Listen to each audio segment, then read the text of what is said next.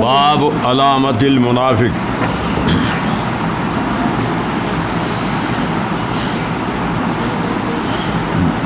باب کی ترکیب، باب مضاف ہے، علامت المنافق مضاف ہے، یہ خبر ہے متحاذہ باب علامت المنافق۔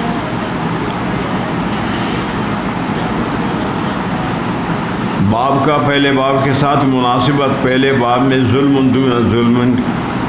ظلم کے انواع کو بیان کیا، اور اس باب میں نفاق کے انواع کو بیان کر رہا ہے کہ جس طرح ظلم کے انواع ہے اسی طرح نفاق کے انواع ہے، اور نفاق بھی ظلم کے انواع میں سے۔ یہ ہے باب کا پہلے باب کے ساتھ مناسبت۔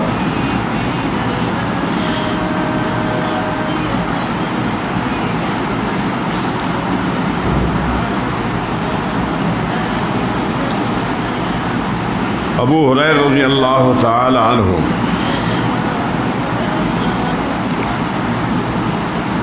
قال آیت المنافق ثلاثۃ، آیت یہ اصل میں تھا اویا، واویا متحرک ماقبل موجود، قال با کے قانون سے الف سے تبدیل ہو گیا، آگے آیا بن گیا۔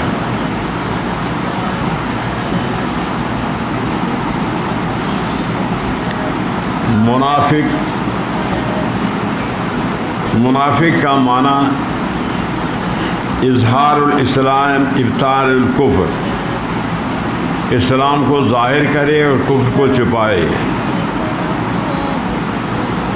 اظہر خلاف ما ابطنا، جو باطن میں ہے اس کے خلاف ظاہر کرنے کو کہتے ہیں نفاق، ظاہر اور باطن اور۔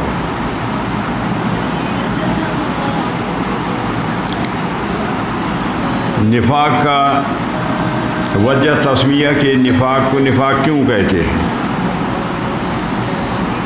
یہ نافق الیربو سے ماخوذ ہے۔ یربو چوہے کو، بڑے چوہے کو کہتے ہیں۔ یہ جب اپنے لیے غار بناتا ہے تو اس کے دو دروازہ رکھتا ہے، ایک داخل ہونے کا اس کا نام ہے قاسیہ، دوسرا نکلنے کا دروازہ اس کا نام ہے نافقہ۔ جب شکاری اس کے پیچھے پڑتا ہے تو قاسیہ سے داخل ہوتا ہے، شکاری انتظار کرے گا کہ یہ نکلے گا کہ میں اس کو پکڑوں، وہ دوسرے دروازے سے جس کو نافقہ کہتے ادھر سے نکلتا ہے۔ وہ دوسرا جو دروازہ ہے اوپر سے تھوڑا سا مٹی اس میں چھوڑ دیتا ہے، جب وہ وہاں سے نکلنا چاہتا ہے تو سر مار کر کے وہ مٹی تھوڑی سی ہوتی ہے، وہ مٹی گر جاتا ہے، وہ نکل جاتا ہے۔ وہ تھوڑی سی مٹی ہوتی ہے، گر جاتی ہے وہ مٹی، تو وہ نکل جاتا ہے۔ تو اوپر سے وہ زمین نظر آتا ہے اور اندر اس کا کھڈا ہے، تو ظاہر اس کا اور ہے، باطن اس کا اور ہے۔ تو اس وجہ اسی طرح جو منافق ہے اس کا بھی ظاہر اور ہے، باطن اور، ظاہر اس کا اسلام ہے، باطن اس کا کفر ہے، اس لیے منافق کو منافق۔ پھر نفاق کے دو قسم ہے، ایک ہے نفاق اعتقادی، دوسرا نفاق عملی۔ نفاق اعتقادی وہ کفر ہے، نفاق عملی کفر نہیں ہے، گناہ کبیرہ ہے، بڑا گناہ ہے۔ نفاق اعتقادی نبی علیہ السلام کے زمانے تک تھا، اب نہیں ہے، اب نفاق عملی ہے۔ ابو ہریرہ فرماتے ہیں کہ آیت المنافق، منافق کی نشانی تین ہے۔ اذا حدث، جب بات کرے، کذب، جھوٹ بولتا ہے۔ جھوٹ بولنا یہ منافق کی علامت ہے۔ کذب کا معنی کہ کذب کی کیا معنی ہے؟ کذب کا ایک معنی خلاف واقع خبر دینا، اخبار علی خلاف الواقع، واقع کے خلاف خبر دینا، یہ کذب ہے۔ دوسرا معنی کذب کا نقیض الصدق، صدق سچائی کے خلاف۔ تیسرا معنی کذب کا انحراف عن الحق، حق سے پھر جانا، حق کو سے ہٹنا، یہ 3 معنی ہے کذب کے۔ بات آ گئی سمجھ میں؟ یہ اسی طرح ہے نا۔ ہاں تو کذب کا معنی تو آپ کو یاد ہے، کون سے یاد نہیں ہے؟ کہ سمجھ رہے ہو یا نہیں؟ اذا وعد اخلف، جب وعدہ کرے خلاف کرے گا۔ وعدہ کا معنی کیا ہے؟ وعدہ کا معنی ہے اخبار بإیصال الخیر فی المستقبل، آئندہ تمہیں یہ نفع پہنچے گا، تمہیں میں نفع دوں گا، تمہیں نفع مل جائے گا۔ آئندہ نفع ملنے کے خبر کو وعدہ کہتے ہیں۔ سمجھا گیا یا نہیں؟ وعدہ کا معنی کیا ہے؟ اخبار بإیصال الخیر فی المستقبل، تو وعدہ کرے خلاف کرے۔ خلاف کا معنی کیا ہے؟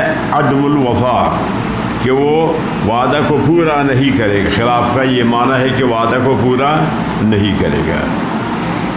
جب وعدہ کرے، اگر اس کی نیت یہ ہو کہ میں اس وعدہ کو پورا کروں گا، اتفاقاً کوئی رکاوٹ آ جائے تو وہ خلاف وعدہ نہیں۔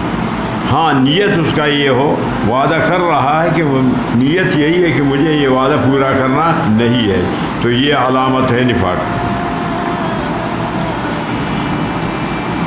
وَإِذَا اؤْتُمِنَ خَانَ، اؤْتُمِنَ معنی جعل الرجل امیناً، کسی کو امین بنانا۔ خانہ، خیانت کا معنی یہ ہے کہ امانت کے اندر خلاف شرع تصرف کرنا۔ کسی نے تمہارے پاس امانت رکھا تو وہ آپ کی ذمہ ہے کہ آپ اس کو حفاظت کریں گے۔ اگر آپ حفاظت میں سستی نہیں کیا، وہ ہلاک ہو گیا تو آپ پر تاوان نہیں۔ اگر ہلاک آپ کا حفاظت کے میں کمی نہ ہو، ہلاک ہو، تو آپ پر تاوان نہیں۔ اگر آپ نے اس میں تصرف کر لیا خلاف شرع، پہ تاوان ہے آپ پر۔ تو خیانت کا معنی خلاف شرع، امانت کے اندر تصرف کرنا۔ پڑھ۔ حدثنا قبيصة بن عقد قال حدثنا سفيان عن الأعمش عن عبد الله بن مرة عن مسعود عن عبد الله بن عمرو رضي الله تعالى عنه أن النبي صلى الله عليه وسلم قال أروى من كن فيه كان منافقا خالصا، ومن كانت به خصلة منهن كانت به خصلة النفاق حتى يدعها، إذا أرسل إلى الله إذا حدث كذب، إذا عاهد غدر، إذا خصم فجر، تابعه شعبة عن الأعمش۔ اچھا، تو پہلی حدیث میں چونکہ 3 چیزیں بیان ہو گئی، اس میں 4 ہے، اس وجہ سے اس حدیث کو ذکر کیا کہ اس میں کم تھا۔ وہ حدیث کے ابھی پہلے گزری،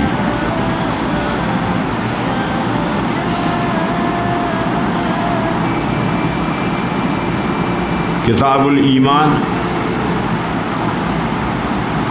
اور کتاب الوصایا، کتاب الشہادت، کتاب الآداب میں یہ حدیث۔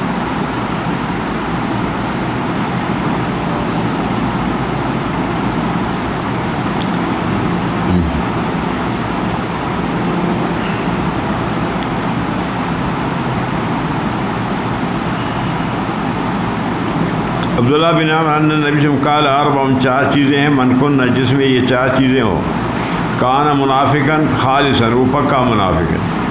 اگر جس میں 4 چیزیں نہ ہو، 4 میں سے ایک ہو، تو اس میں ایک علامت نفاق ہے۔ ومن کانت فی خصلۃ منہ، کانت فی خصلۃ من النفاق حتی یداها، تاکہ اس کو چھوڑ دے۔ اذا اؤتمن خان 1، اذا حدث کذب 2، اذا عاہد غدر 3، اذا خاصم فجر، جب کسی سے جھگڑا کرے پھر وہ گالی دینا شروع کر لیتا ہے۔ یہ اس میں نہیں تھا، اسی جو چوتھا جو علامت ہے اس کی وجہ سے اس حدیث کو لکھی۔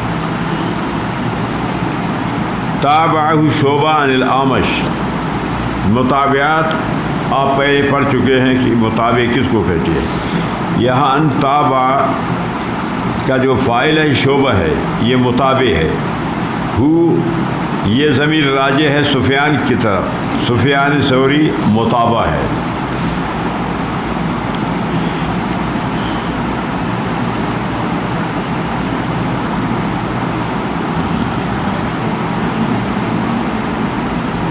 اس مطابع سے غرض امام بخاری کا کہ سفیان ثوری سے جس طرح قبیصہ بن عقبہ روایت کرتے ہیں اسی طرح سفیان سے اس حدیث کے اور بھی سند ہے کہ ان سے روایت کرتے ہیں جیسے کہ شعبہ وغیرہ.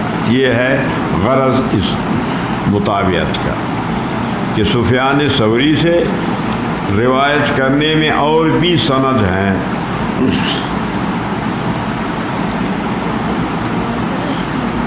چلو آگے.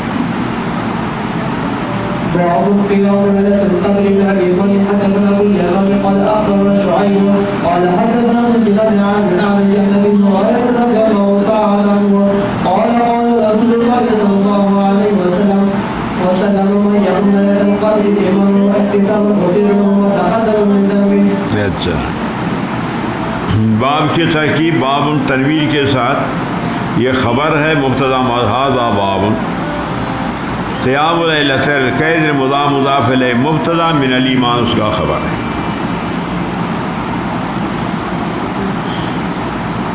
اس باب کا پہلے ابواب کے ساتھ مناسبت. ابتدا میں امام بخاری رحمۃ اللہ علیہ بذل الوحش کو مقدمہ تھا ذکر کیا. اس کے بعد کتاب الایمان. کتاب الایمان میں امور ایمان کو ذکر کیا اور یہاں سے پھر امور ایمان کو. درمیان میں تعرف الاشیاء باضدادہا کے طور پر 5 باب ذکر کیا. کفران العشیرہ نکال دیکھو. کفران العشیرہ سے شروع ہوتا ہے. ہاں کیا ہے کفران العشیرہ 1 اور اس کے بعد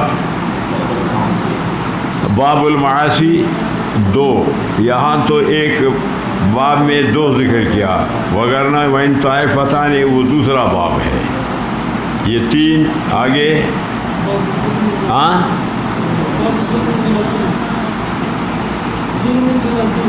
یہ کتنے 4 علامات النفاق 5.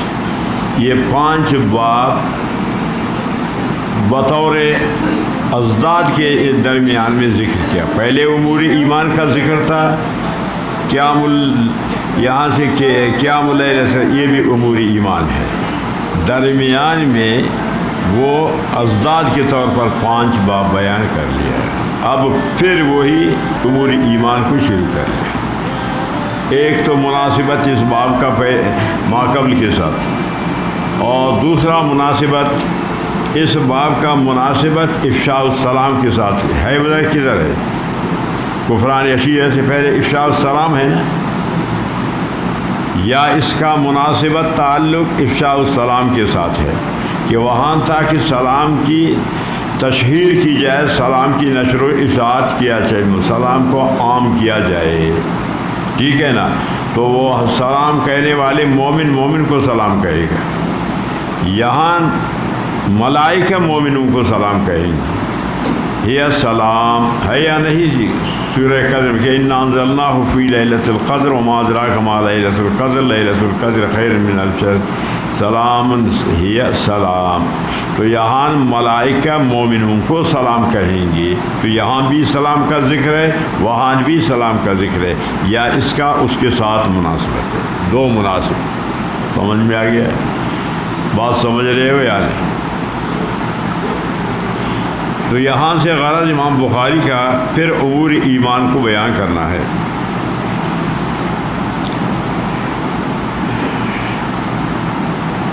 حدثنا ابو الیمان, اس حدیث کو یہاں کتاب الایمان میں ذکر کیا, پھر اس کو آگے کتاب الصوم میں بھی ذکر کرے گا. یہاں کتاب الایمان میں پھر آگے کتاب الصوم. سمجھنے کی بات یا نہیں؟ دو جگہ یہ اس حدیث کو ذکر کریں.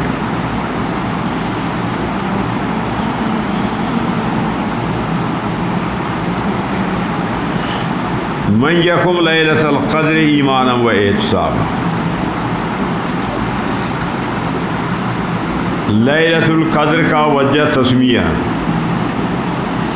کہ لیلۃ القدر کو لیلۃ القدر کیوں کہتے ہیں، کیا وجہ ہے اس کی؟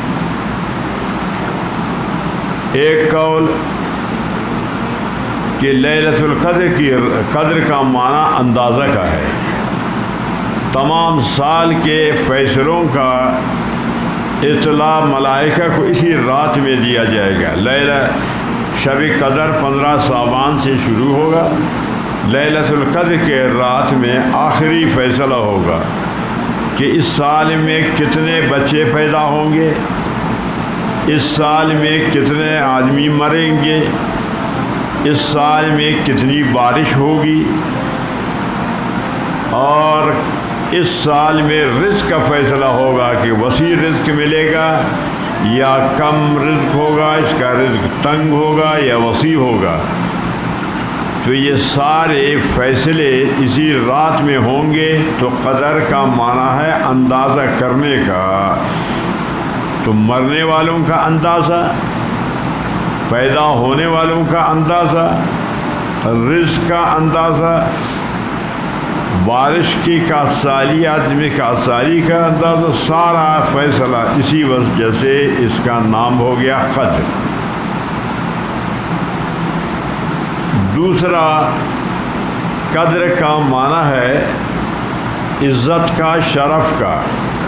اس رات میں عبادت کا جو شرف ہے دوسرے راتوں سے زیادہ ہے، اور اس رات میں عبادت کرنے والوں کا عزت دوسرے رات کے عبادت کرنے والوں سے زیادہ ہے. سمجھ میں آ گئی بات یا نہیں؟ تیسرا معنی ہے قدر کا تنگی کا، کہ اس رات میں ملائکہ فرشتے اتنی کثرت سے آئیں گے کہ زمین تنگ ہوگی. ابھی یہاں چلو 200 آدمی آپ بیٹھ سکتے ہو، اگر 200 سے 300 ہو پھر جگہ تنگ ہوگی.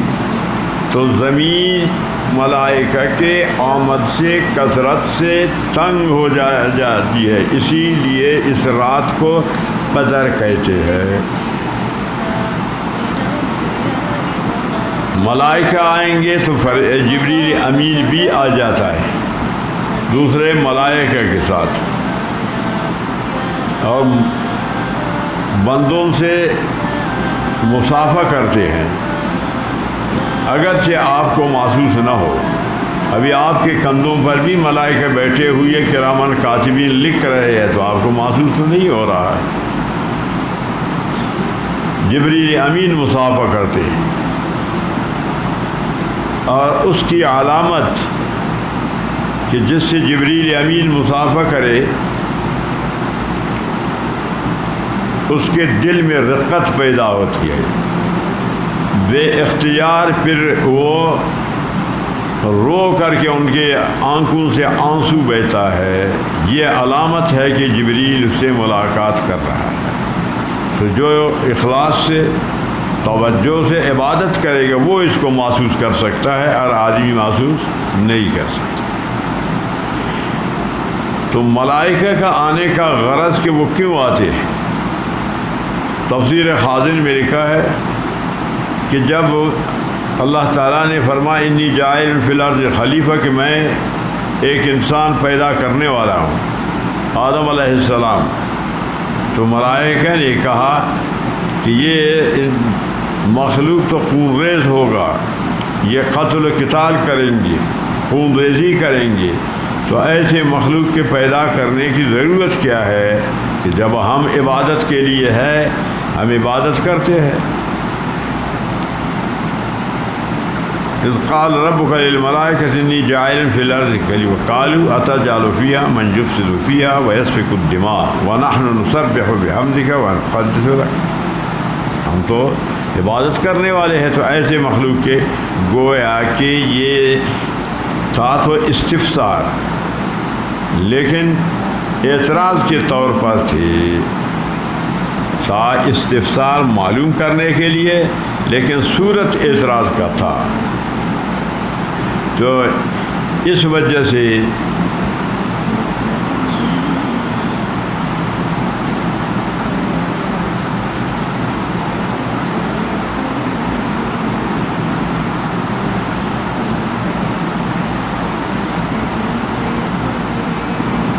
ملائکہ خلافت سے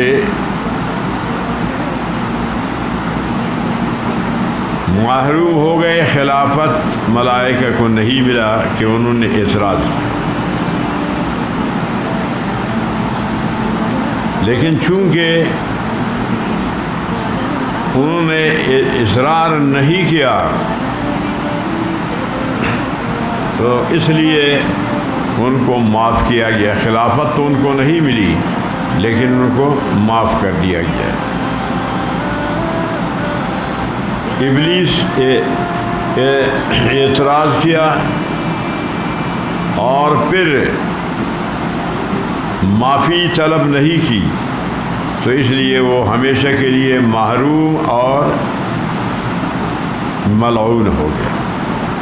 تو خلافت کے مستحق ملائکہ تھے، خلافت کے مستحق ابلیس تھا، خلافت کے مستحق آدم علیہ السلام، یہ تین تھے۔ تو آدم علیہ السلام نے کیونکہ تواضع کی، عاجزی کی، اپنے خطا کا اپنے طرف نسبت کیا، تو اللہ تعالیٰ نے ان کو خلافت دی۔ تو خلافت کے لیے علم ہو تو آدم علیہ السلام عالم بھی تھے، خلافت کے لیے عبادت ہو تو آدم علیہ السلام عابد بھی تھے۔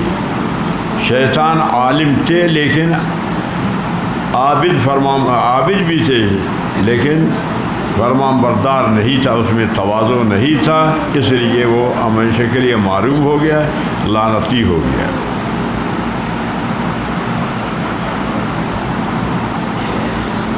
تو ملائکہ نے چونکہ اس وقت اعتراض کیا، تو اب وہ اسی اپنے اعتراض کے معافی لینے کے لیے آتے ہیں، ان مومنوں سے ملاقات کرتے ہیں، اس اعتراض کا معافی کے لیے ملائکہ اترتے ہیں۔ یہ ہے ملائکہ کا اترنے کا غرض، مومنوں سے مصافحہ کرنا۔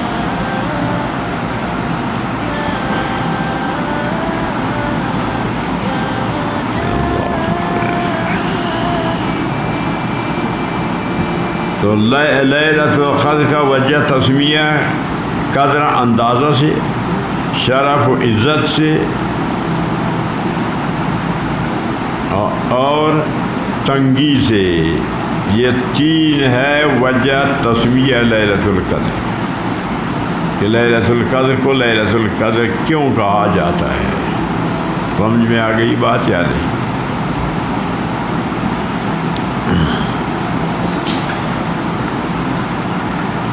لیلۃ القدر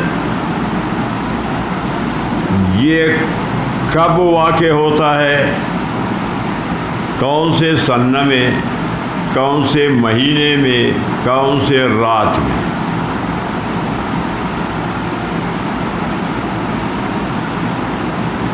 ائمہ کے رائے اس میں مختلف ہے۔ امام مالک رحمۃ اللہ علیہ اور امام احمد بن حنبل، یہ حضرات فرماتے ہیں ایک متعین رات ہے، اور یہ ہر سال منتقل ہوتا ہے۔ اگر 21 رمضان کو ہے اس سال، تو آئندہ سال 23 رمضان کو، اس کے بعد 25 کو، 27 کو، 29، اسی طرح یہ بدلتا رہتا ہے۔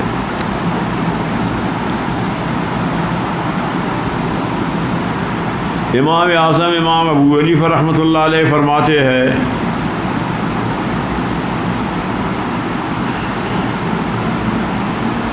یہ ایک مرتبہ سال میں یا رمضان کے مہینے میں ایک رات ہے منتقل نہیں ہوتا، متعین ہے کہ سال میں ایک مرتبہ یا پورے رمضان میں ایک غیر متعین ایک رات ہے۔ لیلۃ القدر کی رات میں تعین نہیں، نہ تعین ہے لیکن منتقل نہیں ہوتا کہ سال میں ایک رات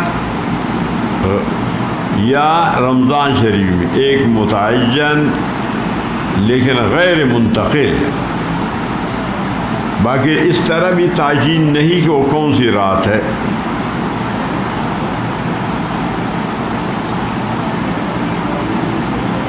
امام ابو یوسف رحمۃ اللہ علیہ، امام محمد رحمۃ اللہ علیہ فرماتے ہیں 27واں رات متعین ہے،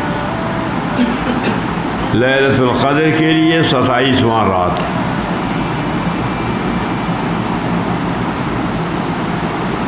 امام شافعی رحمۃ اللہ علیہ فرماتے ہیں عشرے اواخر میں 21واں یا 23واں، 21واں یا 23واں۔ بات سمجھ میں آ گئی؟ کیونکہ لیلۃ القدر کے بارے میں ائمہ کی یہ رائے ہے، امام مالک، امام احمد کے نزدیک یہ رات منتقل ہوتا ہے، امام ابو حنیفہ رحمۃ اللہ علیہ کے نزدیک منتقل نہیں ہوتا ہے، ایک رات ہے سال میں یا پورے رمضان میں۔ امام محمد، امام ابو یوسف کے نزدیک 27واں رات ہے، امام شافعی رحمۃ اللہ علیہ کے نزدیک 21واں یا 23واں رات ہے۔ میں سمجھ رہے ہو یعنی بات کوئی اچھی طرح سے؟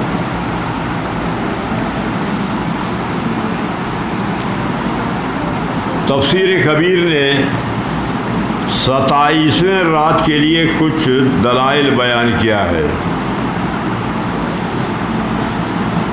تفسیر کبیر نے 27ویں رات کے بارے میں کچھ دلائل ذکر کیا ہے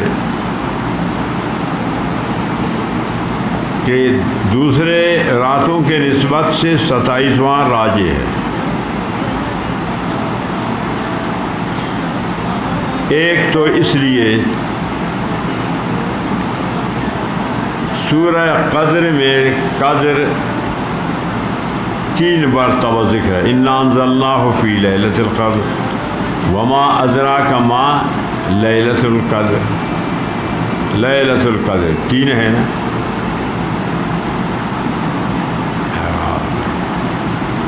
آ گیا سمجھ میں؟ نہیں میں پڑھا تو سو جاؤ آرام کر، آرام۔ ساری رات تہجد میں گزارا ہے تو خواہ مخواہ نہیں۔ بات سمجھا گیا نا؟ وہ ان کو دیکھتا ہے کہ وہ سوئے ہوئی ہے، اپنے ایک میں نہیں سر۔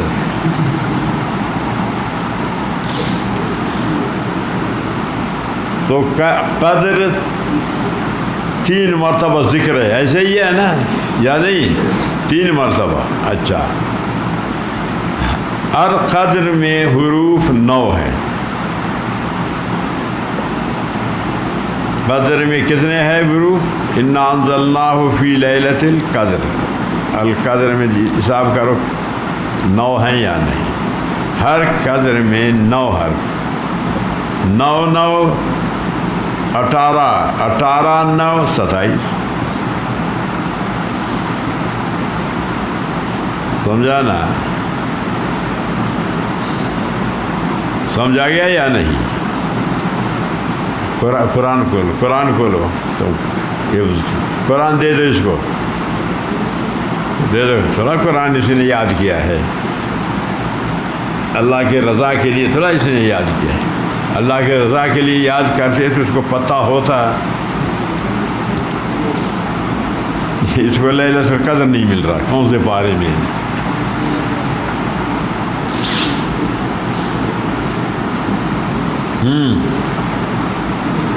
حساب کرنا القدر میں کتنے حروف ہے، یہ حساب کرنا۔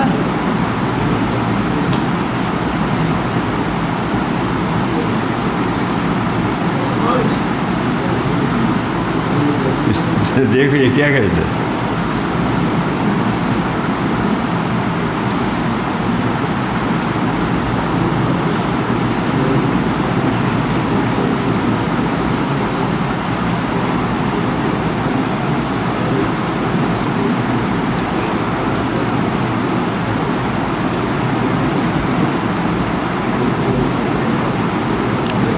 پانچ ہے ہاں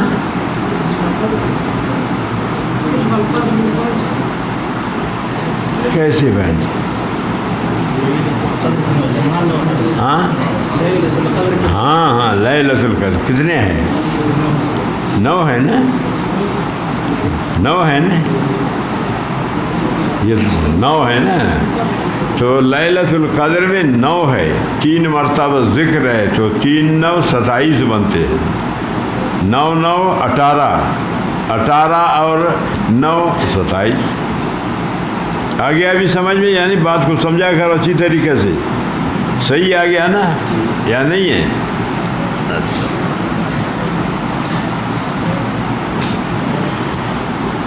تو اس طرح وہ فرماتے ہیں کہ 27 کا جو رات ہے وہ راجح ہے کہ کیونکہ لیلۃ القدر 3 مرتبہ ذکر ہے اور ہر لیلۃ القدر میں 9 حرف ہے تو 3 9 9 تیا 27 سمجھا 3 9 27 9 تیا 27 3 9 27 ادھر سے لے لو ادھر سے لے لو سمجھ میں آ گیا ہے ایک دلیل سمجھا گیا یا نہیں سمجھو دوسری دلیل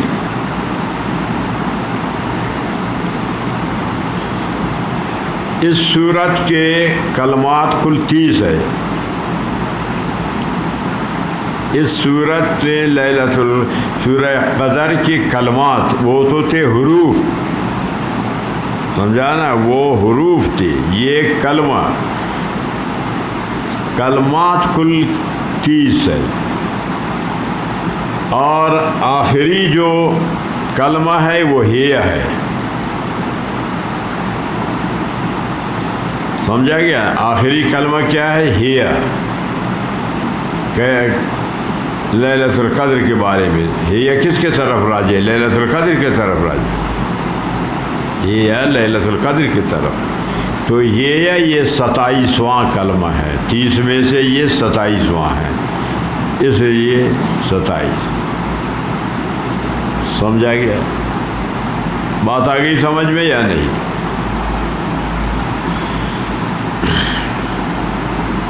تو لیلۃ القدر من یقم لیلۃ القدر ایمانا و احتسابا غفر له ما تقدم من ذنبه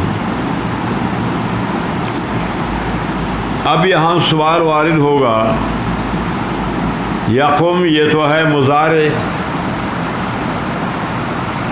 من یقم لیلۃ القدر یہ یقم کیا ہے مضارع ہے مضارع کا صیغہ ہے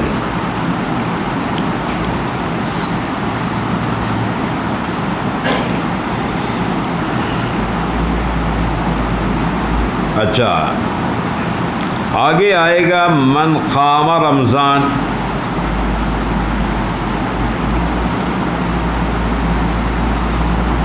من صام رمضان تو قام و صام یہ ماضی کے صیغے ہیں یہ کس کے صیغے ہیں ماضی کے ہے تو یہاں مضارع کا صیغہ استعمال کیا وہاں ماضی کا یہ فرق کیوں کیا گیا دونوں جگہ مضارع یا دونوں جگہ ماضی یہ سوال سمجھا گیا یا نہیں تو یہ سوال ہے تو یہاں بخاری شریف میں بھی یہی قرآن میں بھی تو آئے گا وہاں بھی یہی جواب ہوگا اس کا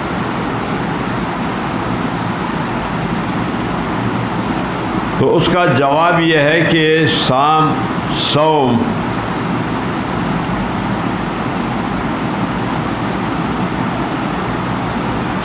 رمضان قام قیام رمضان یعنی تراویح کام رمضان سے تراویح ہے نا، صوم اور تراویح یہ دونوں یقینی چیزیں ہیں. روزہ کی فرضیت بھی یقینی ہے، تراویح کا پڑھنا بھی یہ سنت یقینی ہے. تو ماضی یقین پر دلالت کرتا ہے، اسی لیے ماضی کا صیغہ استعمال. ماضی تحقق کے وقوع پر دلالت کرتا ہے ماضی کو، کہ اس میں کوئی شک شبہ نہیں کہ رمضان کے روزے کے فرضیت میں نہ شک ہے نہ تراویح میں شک ہے. یقوم لیلۃ القدر وہ یقینی نہیں کہ کون سے رات میں ظاہر ہوگا،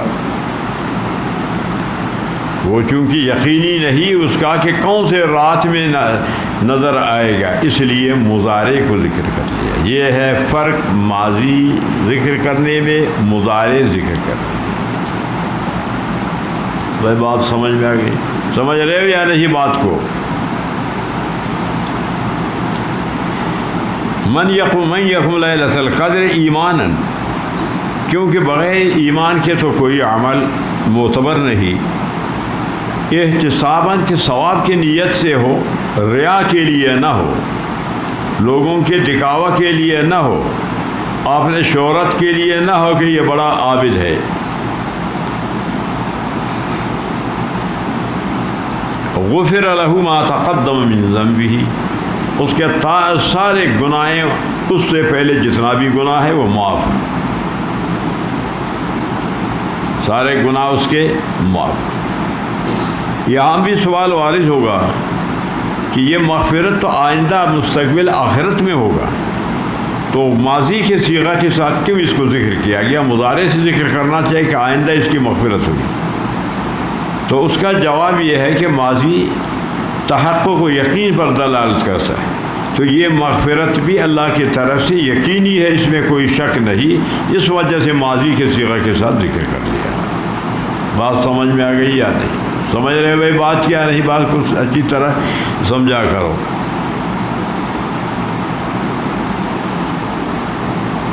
یہ تو اس پر پہلے ترمذی میں گزر چکا ہے. ذنب ہے، خطا ہے، سجیہ ہے، معاصی ہے، کہ یہ درجات ہے گناہ کی. ذنب بمعنی عیب سب سے چھوٹا، اور خطا ضد السجیہ اس سے اوپر ہے.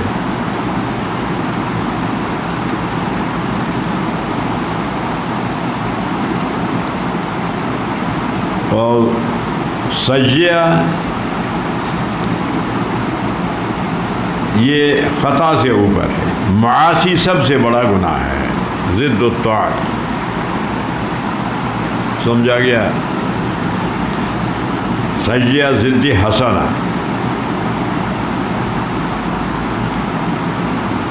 بات پورا ہو گیا.